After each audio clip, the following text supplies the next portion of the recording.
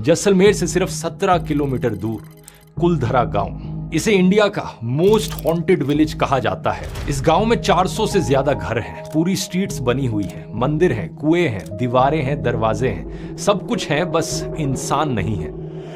कहा जाता है कि गांव में औरतों की चीखें सुनाई देती हैं, सर कटा धड़ चलता हुआ दिखता है। एक आदमी देखा तो उसका सिर है ही नहीं, बिल्कुल है नहीं। खाना बनने की स्मेल आती है। तो पूरा बंजर एरिया है। आज भी आप जाओ ना तो कभी कभी लोग कहते हैं कि खाने बनने की स्मेल आ रही है। इस गांव में टूरिस्ट आते तो हैं खंडरों को देखने, लेकिन रात होने से पहले ही सब वापस लौट जाते हैं, क्योंकि यहाँ पर रात को रुकना मना है। कहा जाता है कि लगभग 200 साल पहले कुलधरा एक हंसता खिलता गांव था, और फिर एक दिन अचानक से गांव के सारे लोग गायब हो गए, बिना किसी आवाज के, बिना किसी निशान के, जैसे किसी ने रात में एक बटन दबाया और हजारों लोग अचानक से वैनिश हो गए।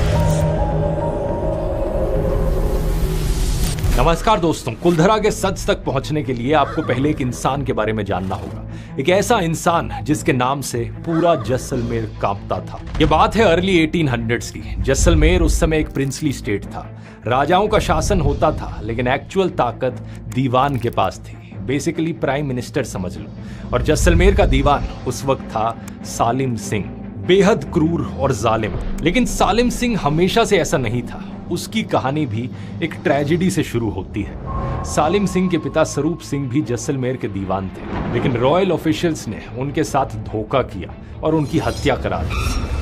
सालिम सिंह इस वक्त केवल 11 साल का था, और एक 11 साल के बच्चे ने अपने पिता को मरते देखा। इसी चीज ने उसके मन में बदले की आग भर दी। कुछ साल बाद जब सालिम सिंह खुद दीवान बना तो उसने क्रूरता की सारी